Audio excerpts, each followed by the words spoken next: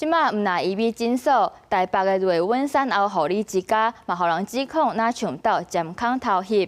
警方查扣證物嘛，通知負責人到案。不過業者是強調講，所有的設施攏合法，絕對無違規的監控設備。另外，衛福部是按算拜三要開會來檢討醫療機構隱私保護甲查核機制。警方入來搜查，來回檢測設備。那醫美診所好親像牽涉偷翕，即馬閣換產後護理之家，互人懷疑有健康偷翕。現場查扣煙霧偵測器含線路等證物，附通知負責人至本分局接受調查。全案將依妨害性隱私、妨害秘密、醫療法等罪嫌，移請台北地檢署偵辦。互人指控的過來中心，就是台北中正區的瑞穩產後護理之家，18室的天棚，互人發現好親像有改造煙霧偵測器的健康設備。警方考慮相關證物，通知負責人到案。有什麼話要說嗎？業者上新的聲明表示，主動配合調查，各項空間設施符合法規，無任何違規的監控設備，絕對唔捌佇私領域增設攝影設備的想法甲行為。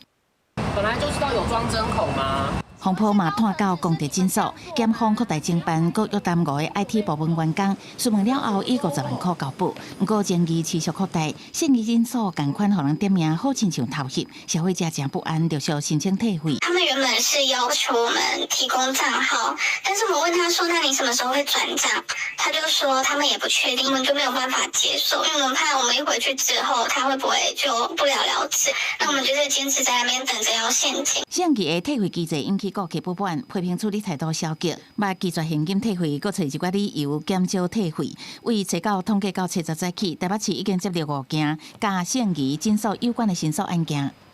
信義診所發聲明表示，第一線員工承受壓力，過程若是說明無完整、用詞無適當，致使消費者感受無好，直接會失禮。嘛補充說明，各分店已經準備好200萬以上現金，攏會辦理現金退錢。這件醫美界的風波為安尼例一直擴大，衛福部11日發文予地方衛生局嚴格調查安尼例是毋是有牽涉到違規，相當會當依法用停業甚至廢除執照。我們會在禮拜一的時候行文給愛爾利所在的這個衛生局進行停業處分的一個參據，這樣子。那主要衛生局還是要去看他們的查到的證據怎麼樣來對應這個我們的違規的情勢。衛福部一定拜三邀集地方衛生局也閣有醫界團體來開會，共同討論醫療機構隱私保護甲查核機制。會閣再聲明即賣規範。